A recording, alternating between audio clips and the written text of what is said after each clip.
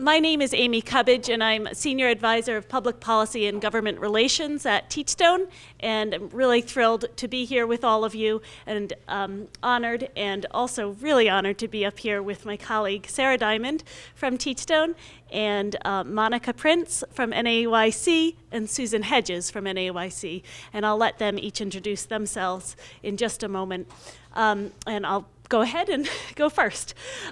So I came to Teachstone in 2010 after working on the My Teaching Partner coaching study. I'm based out of Connecticut, so I was the Hartford-based, did data collection and coach for the coaching project there with the class. And then coming out of UVA in that research phase, came to Teachstone and was manager of the My Teaching Partner coaching program, then director of training and professional development, and now again I'm focused more on around public policy issues, both as an internal support as well as an external support and advocate around the class.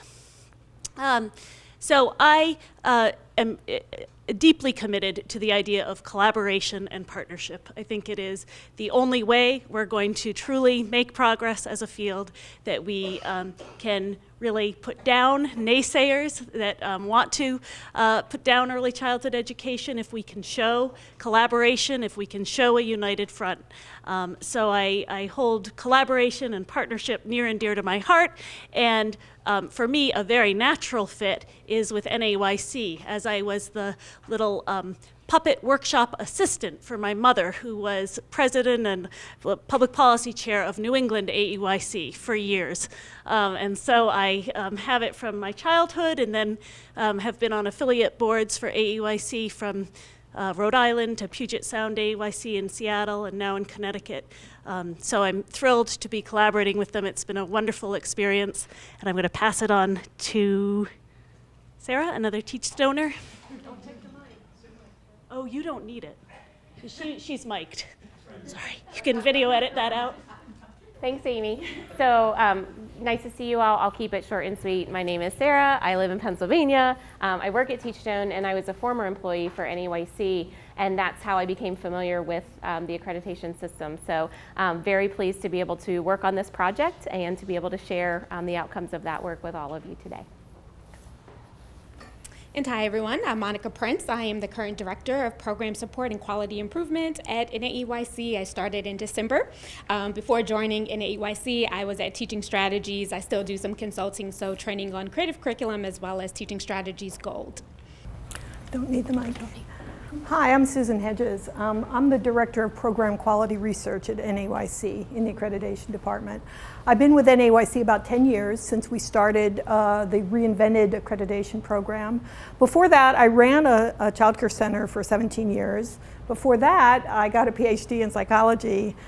So I have like a checkered past, but and it all kind of came together when I started doing work like this, because I'm the person in accreditation who's in charge of the assessment tools and making sure that our assessors are reliable and valid, and also a lot of content work. And so the opportunity to collaborate with Teachstone was one of a number of collaborations we've done. I supervise this work. You'll hear more about the fact that somebody else worked directly with Sara on this, but very happy to be here to talk about this work. We're short on time, so I'm going to run through the objectives very quickly for our session today that is only 45 minutes long. First, we're going to review the reasons for and the status of collaboration and partnerships, both from Teachstone's perspective as well as NAEYC's perspective. Describe the accreditation class measure joint product. That is what we're calling it now, but a lot of times we interchange the words crosswalk, alignment, but the final thing is our joint product. And then also discuss the challenges and tips for overcoming them in this particular crosswalk or alignment, as well as in general. And to hear from all of you, we hope there's time, we'd love to hear your stories about partnering and collaborating, and what other alignments or relationship documents do you need to make your work easier for both class as well as program accreditation from NAEYC. Sara is moving me right along. Okay. So at, thank you. At Teachstone, I'm going to run through our Teachstone reasons for partnership. We have a shared mission with NAEYC and other organizations to support young children and families primarily. As you know, with the class tool, we look at supporting those who care and teach young children. And we come at that, though, from the fundamental belief that young children are our future, that many times they are the most vulnerable members of our society and deserve the utmost respect and support from society and are often given the least.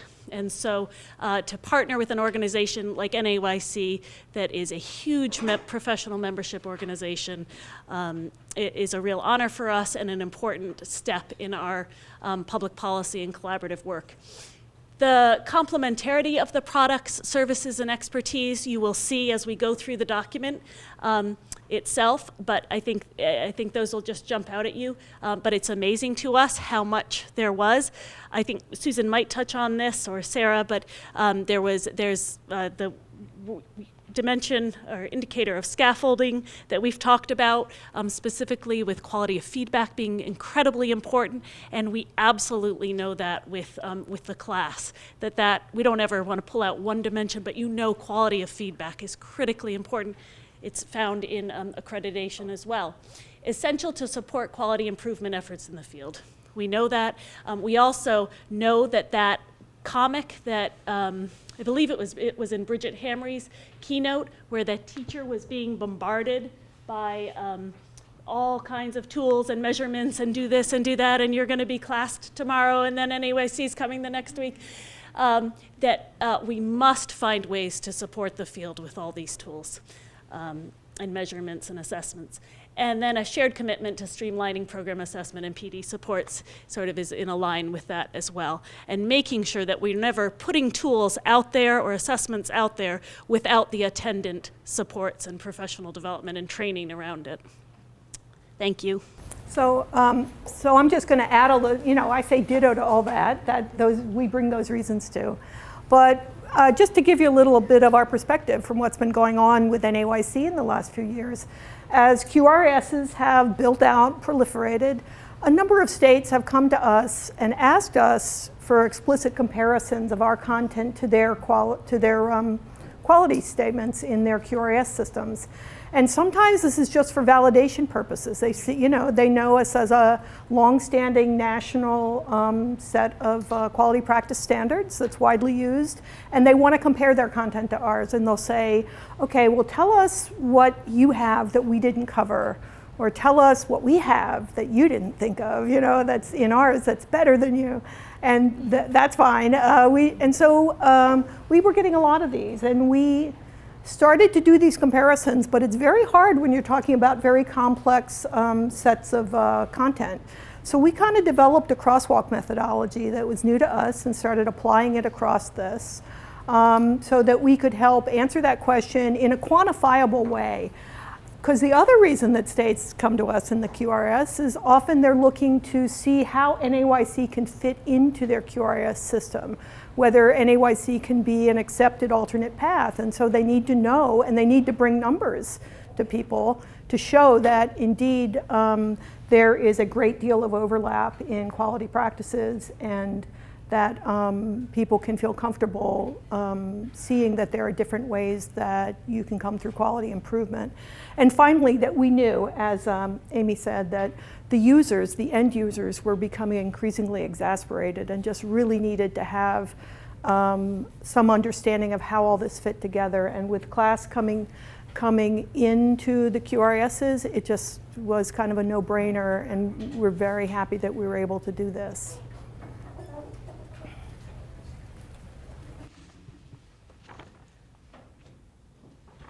All Right, so I actually have the pleasure of sharing with you the joint product. So I actually passed it around. If you want to take that out, I'm just going to go ahead and walk you through it. On the first page, you'll see the overview. So a lot of what Amy and Susan have already mentioned, the need for collaboration, the need for partnership, being able to align, looking at criteria, looking at the class measure. So now I'm just going to kind of walk you through the data points. So you'll notice that the common features, if you actually turn onto the second page,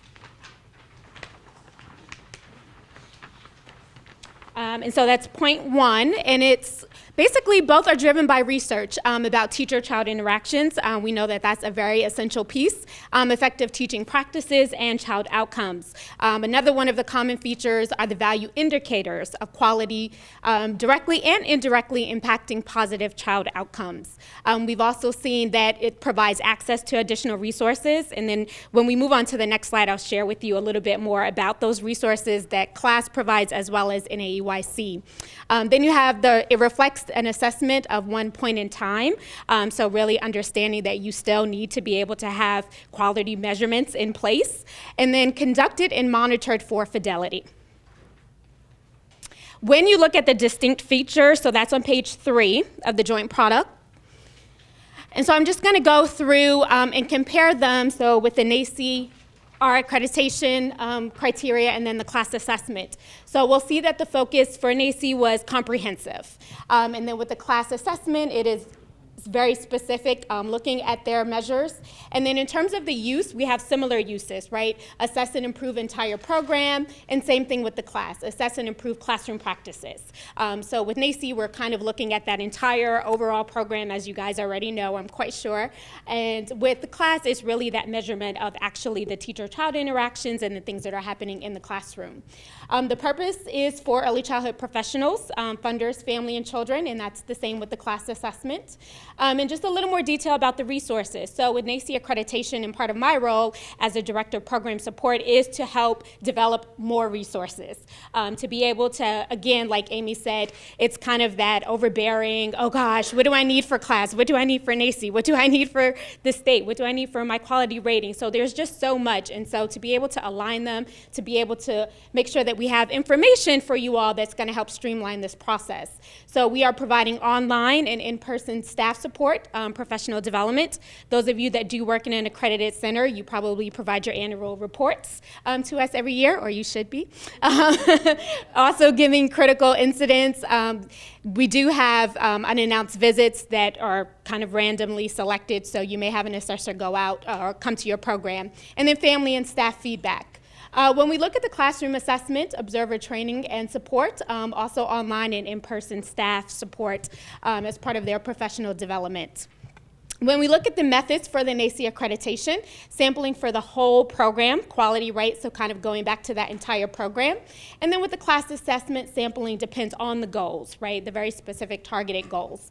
And then with the criteria, evidence from both documentation and observations.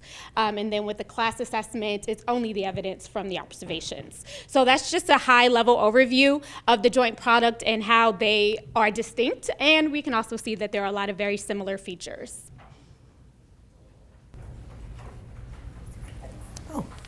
This is me again. Yes. Okay, so I'm going to talk a little bit about the methodology and what exactly we did for this comparison. First of all, let's take a look at how these two systems are organized. The class has a structure that starts broadly with domains, then dimensions. Within the dimensions are indicators, and within for indicators there are behavioral markers as well. In NAEYC system, we organize our content by 10 standards. There are topic areas within the standards, and topic areas contain criteria, and criteria contain indicators.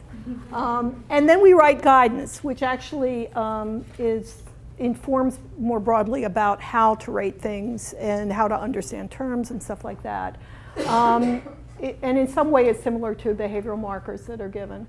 So what we compared here were the things that are rated, that are scored in each of the systems. So on the class side, that was indicators. On the NAEYC side, that was criteria. Now to clarify, because we make things very complicated at NAEYC, we actually score the indicators, but the indicators within a criterion are summed, and the criterion is what's scored to make the cut points and things that contribute to whether people get accredited or not. So those units of observation were the indicators in class versus criteria at NAEYC. The other thing we want to mention about this was that this was a comparison of the preschool class, not the other ones. And so what did we compare it to? Oh, and of course, as we said, class is an observational tool. NAEYC uses multiple sources of evidence, document evidence, survey evidence, as well as observational evidence. So we restricted it on our side to only those criteria that are observationally assessed, although some of them also are assessed with other sources of evidence. And we restricted our content to only our criteria that apply to preschool-aged children, although sometimes those criteria do apply to other ages. So what we had that we were comparing was 42 indicators on the class side to 211 criteria on the NAEYC side. So that's the universe of comparison here. And it started with Sara here and my staff person, Katie Stenner, meeting up with me in a coffee shop in Frederick, Maryland. And we had our laptops all lined up on the coffee bar, and we started talking and throwing up spreadsheets. It was really fun. It was very fun. Drinking coffee, making spreadsheets. And then the hard work started, and I didn't do the hard work. Just Katie and Sara did the hard work. Because they spent hours and hours going through the content. Let me just say, an important point about the methodology is the idea is, so you have these indicators or these criteria, so it's a little chunk of content, right? But if you try to line up two systems, people don't organize the content in the same way at all. So you might have some content here that winds up being touched upon in 2 or 3 different places in the other system, and vice versa. So what you have to do is look at each item on the one side and compare it to everything on the other, and then you have to do it in reverse order. It's different. It's not the same thing coming and going. Sometimes you have extra content over here that isn't captured here, and sometimes vice versa. So that was the task, and it took a long time. And the way they did it was as a consensus process in very long conference call phone calls where they would talk it out and talk back and forth about. The other thing we should mention is that Sara obviously is a very well-trained class assessor with some knowledge of our content. Me and my staff are assessors in our system, and we are out in the field assessing these things. And we have a pretty deep knowledge both for what we do organizationally and what we do on the ground about exactly how that content is rated and plays out. So those were those discussions, wouldn't you say, was back and forth. I thought it was remarkable that they worked at this for hours and hours and really were able to come to agreement about the extent to which things overlapped, whether the content was the same or different. And we have it at a couple different levels. Things could fully match, that is, that somewhere in this system, this content was fully met. Partially matched, some of it was met. Related, which means maybe the topic came up, but it was really treated differently, or the topic didn't even come up at all. So those were like the 4 outcomes. And when we did this, we had a whole bunch of little things to add up about the percentage of matches for the whole thing. So we summarized the matches across domains and dimensions of class, and on the NAEYC side, we summarized it for standards and topics. So what's next? The data. Who's the data? Oh, okay, I was going to say, I don't think I'm the data. You're like, I don't know data.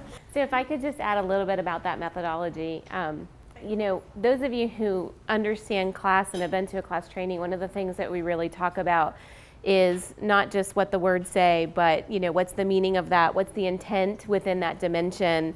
And so it really required Katie and I to not just look at the words, but to go to the guidance that guided the assessors in the NAEYC system, to go into the full descriptions of the high range, or sometimes go into the low range descriptions in order for us to make sure that we were thinking about the duration and the depth that was being described by those indicators or that was being described by that criterion. So that's part of what made the process a more lengthy process, as it wasn't just so simple as lining up the terminology, so much as the understanding of that terminology and the reality of using that tool in the field and being able to take that into consideration as well. A very deep dive. A very deep dive. All right, and so within the data set, like Susan said, we looked at 211 of the NAEYC criteria with 42 of the class. So when we look at the percentages here, and this is also on your joint product, I think it's on page 2. You can also see this. So with the exact domain percentages, if we look at emotional support, it's at 81%, classroom organization 75%, and then instructional support at 79%. So that's on page 3. We're just showing it a little bit differently up here. And then when we look at the dimension matches a little closer, so we can see that there were some that really aligned quite well. So one of them, or several, I'll just go over those: positive climate, teacher sensitivity, instructional learning formats, and then concept development. And then the numbers, I know you can't see them so well on here, but I'll just kind of highlight them. So with positive climate, it was 100%. Match negative climate, 50%. Teacher sensitivity, 100%. Regard for student perspectives at 75%. Behavior management, 75%. Productivity, 50%. Instructional learning formats, 100%. And then concept development, also 100%. Quality of feedback, 80%. And then language modeling, 60%. Can I just ask, in terms of psychometrics, I mean, the picture I'm getting here is people sitting in the coffee shop discussing this. So how really did this alignment actually come, like how did you get those numbers? Oh no, we only sat in the coffee shop the first day. This is my question. Like, There is a giant spreadsheet somewhere that has literally hundreds of cross fields with data markers. No, because we take it point by point. We took it indicator by indicator, looked across the other content and said, do we see full intersections of content? Do we see partial? Does that add up to fully capturing it across, say, maybe three different criteria on the NAEYC side captured a thing that appeared as a single unified construct on their side, or vice versa. So you got to picture a giant Excel spreadsheet with markers in it that then got added down the columns and the rows. That's what the metrics were. so the metrics were, it was the words, the language. Yes, this is a content So it's like comparison. translating something from one language to another. It's not. But capturing actually it in terms of how much. So this is the how much of it. That's kind of what was different, is that, yes, it's a content comparison. It's not a performance comparison, it's a content. Let's just start with the content. How much of it is, how much of these quality issues are represented across these two different ways of assessing quality content? Yes. Can you talk a little bit about what was missing, or what was in the class tool that wasn't accounted for? We're going to get to that. Okay.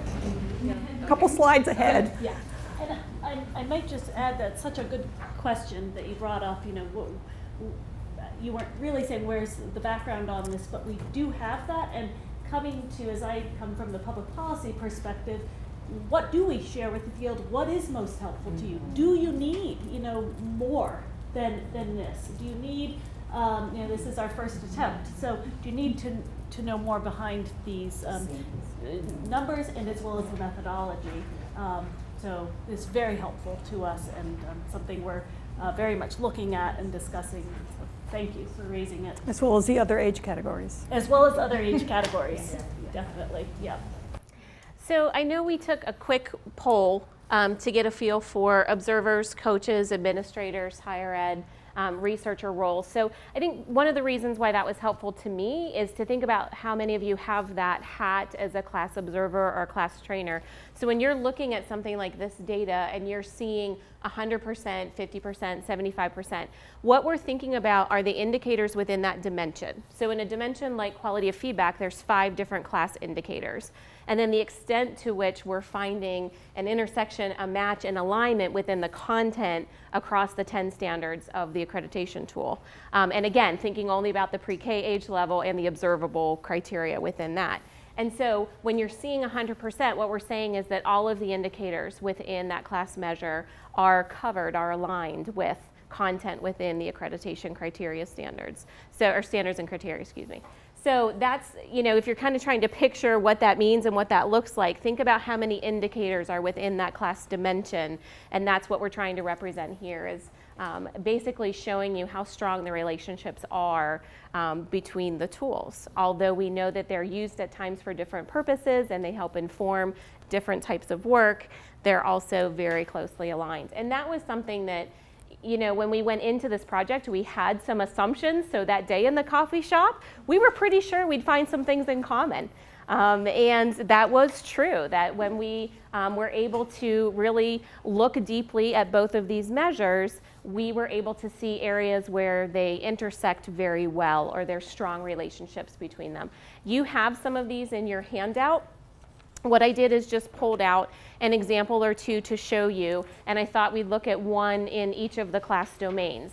So this is in the domain of emotional support, and one of the things that the class measure looks at in that dimension of positive climate is an indicator about relationships. And so the description of that, many indications that they're enjoying warm and supportive relationships. It talks about warmth, it talks about fun, it talks about positive affect that's being demonstrated in the classroom.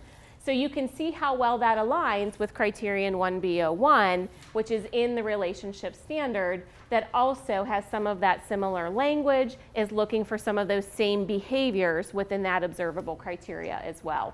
So creating a positive emotional climate, behaviors like social conversation, joint laughter, and affection. So you can see how well those things line up. And I would say when we look at the overall, one of the things we did notice is that most of the content aligned really well within the first 3 standards. When you think about the 10 standards of accreditation, the first 3 standards are relationships and curriculum and teaching. And we saw that's where most of our content lined up very nicely. This is an example from the classroom organization domain. We looked at the proactive nature of managing behavior in a classroom, which is the behavior management dimension in class. And again, you see the same intent and the same type of language around criterion 1D03, taking steps to prevent potential behavior problems. It talks about that anticipation, right? And then Katie and I would go into that guidance, right? How would an assessor know that a teacher was being proactive? So we'd look at the additional guidance that helped guide those decisions, and we'd think about a class observer and the guidance for a class observer as well when we were making those decisions.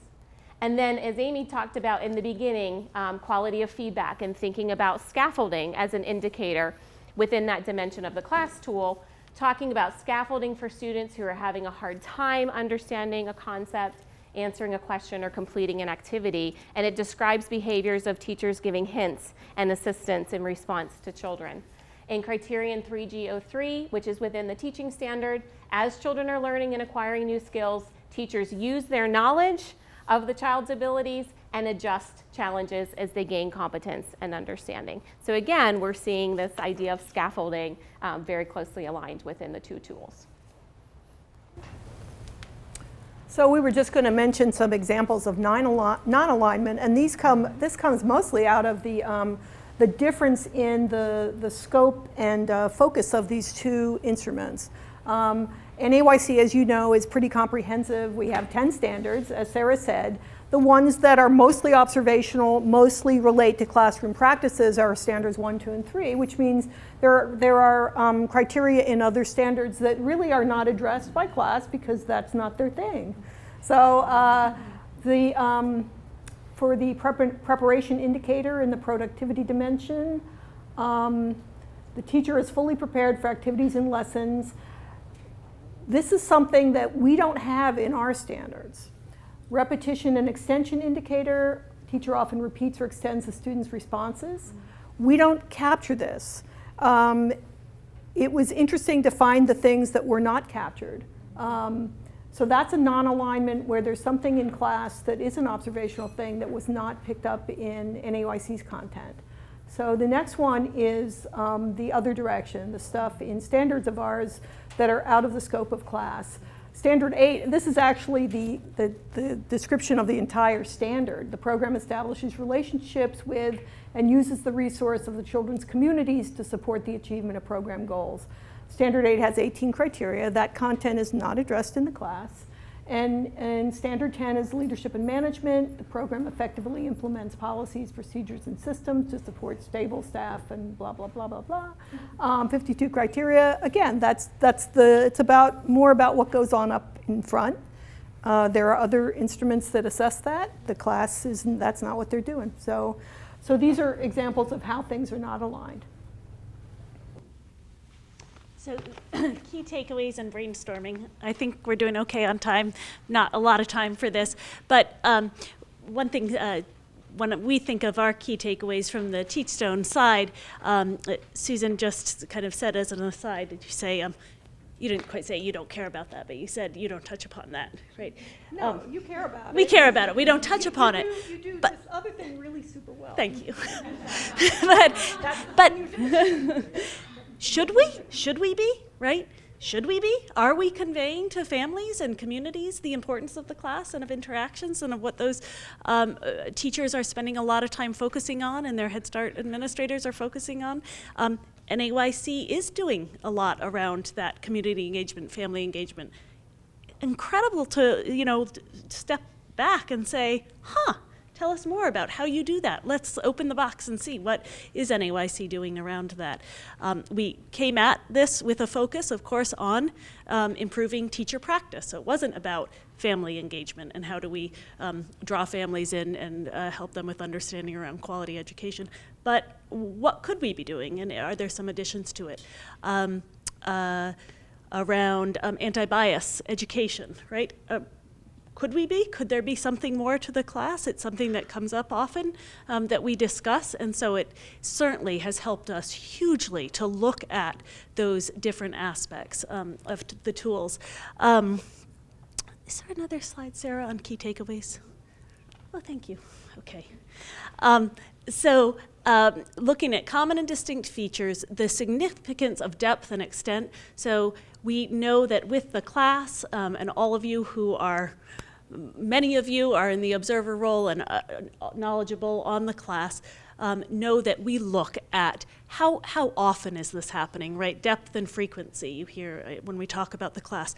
Well, likewise with accreditation, is it just a cursory glance of something, or is it really happening consistently throughout a program? Likewise for the class.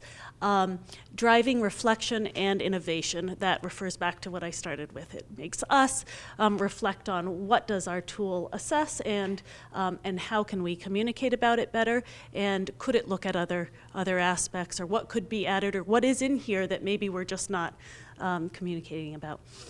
Strengthening quality of programs is very significant, important to both of us, and then that NAEYC accreditation may actually prepare you for class implementation and vice versa. And so that was a heartening takeaway, and I think, as Sara said, almost an immediate at the coffee shop. So, and once we added up the numbers, yep, it fulfilled that. So we would like, yes, we have 5 minutes left. Thank you. And we would like to hear from you about your initial thoughts on seeing this. We realize it's hot off the press, so just into your hands. But it will be posted on our website and on NAEYC's website. It's also in that Google Drive shared folder for this presentation, and our slides are in there as well.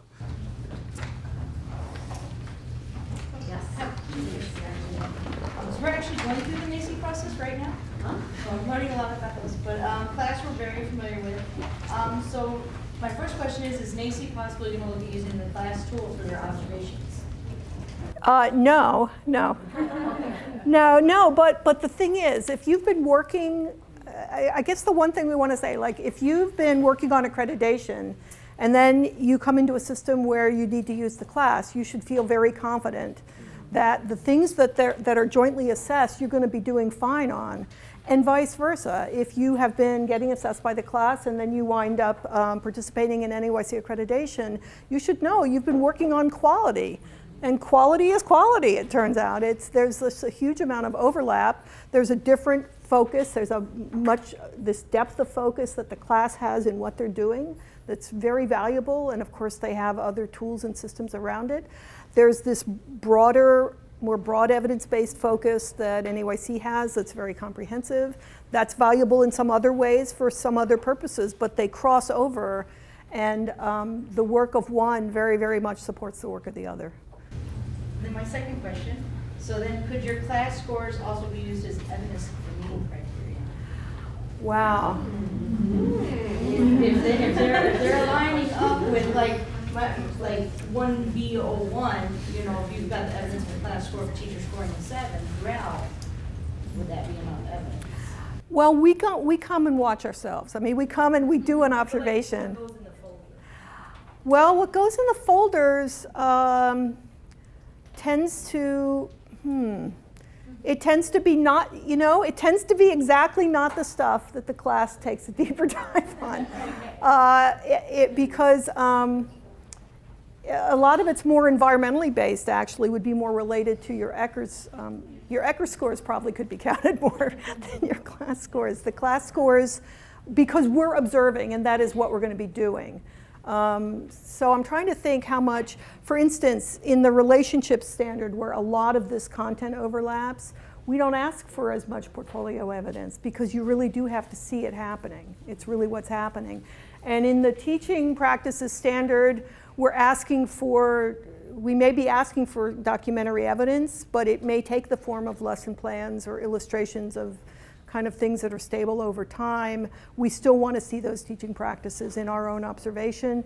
So your documentation of your other observations is not, you're not going to get to put that in there. Okay, no, that's good. That answers the question, though.